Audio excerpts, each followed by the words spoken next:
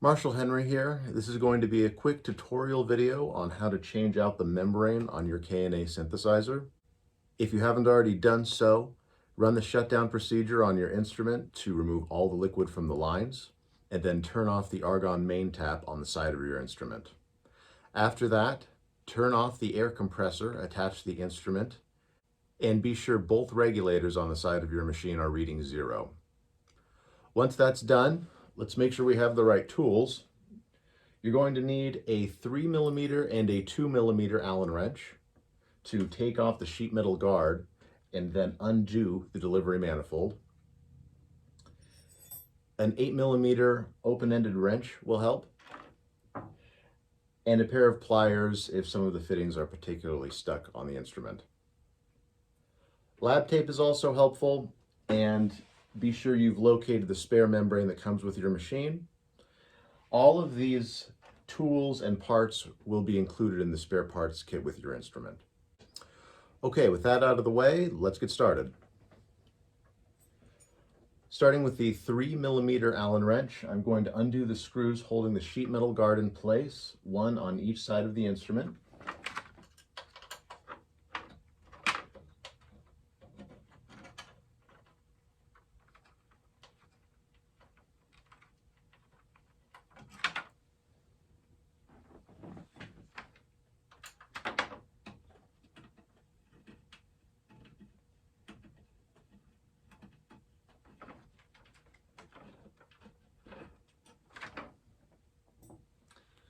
There will be tape holding the membrane in place on the bottom here, so go ahead and undo that. After that, go ahead and take off the lure fittings here, and you can either slide them out and then tape them to the top of the instrument, or you can pull the whole sheet metal guard back and let them stay in the loom.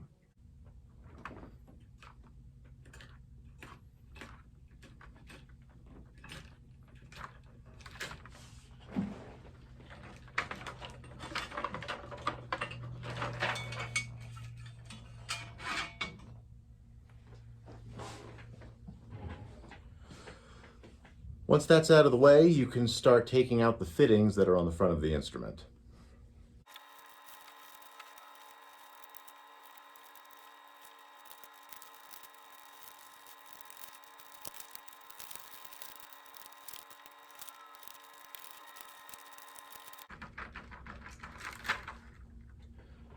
Once that's done, use the open-ended 8mm wrench to take out the plugs and the bottom lure fittings. Okay, once that's done, we can tape up all of the tubing hanging off the front of the instrument. With that out of the way, we can take our 2.5mm Allen wrench and we can begin undoing all of the screws around the manifold.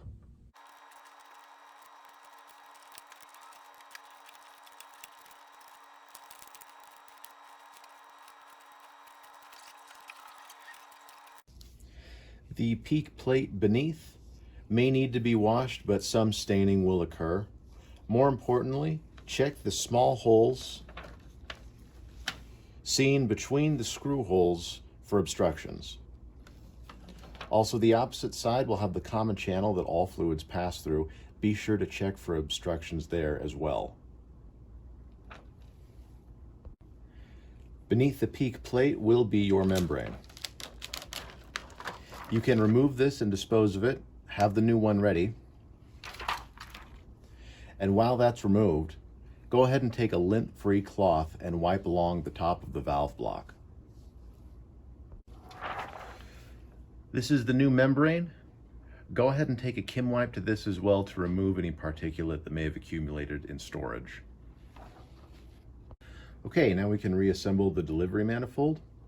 Orientation is important, so be sure that the membrane has its holes aligned to that of the valve block and to the top plate.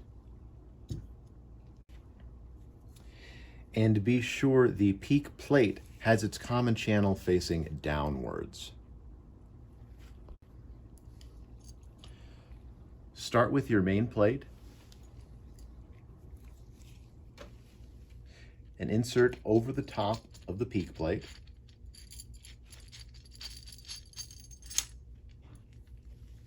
like so. And then hold the membrane onto the bottom of the peak plate while placing on top of the manifold.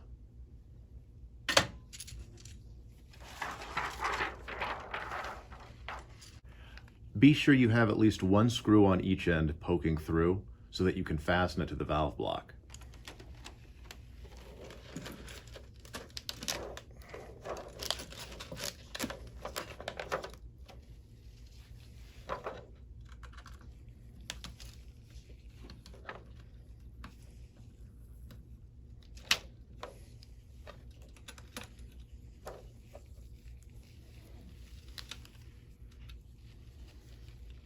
Once you have a screw on each end fastened to the valve block, you could begin installing the pressure plate. To do this, I like to start from the center and then work outwards.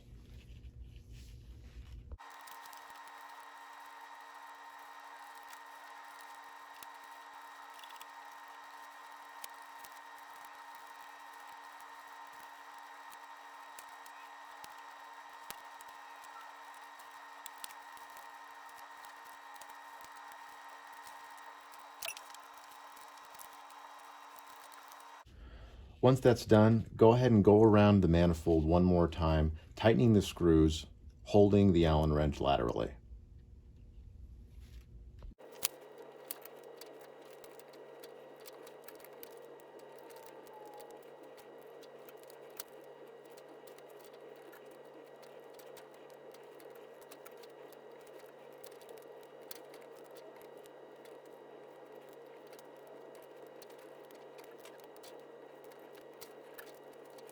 Okay, at this point you can turn the air compressor back on and listen for audible leaks on the delivery manifold. If no leaks are present, proceed to reinstalling all of the tubes onto the manifold. Each tube is labeled for the position it is designated for, and you will find the map for where all of these tubes are to be installed in either your physical manual or the manual control screen in your software.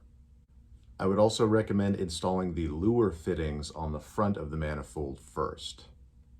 Once we have all the fittings installed, we can reattach the sheet metal guard to the front using the two screws, one on the right, one on the left-hand side of the instrument that we removed before.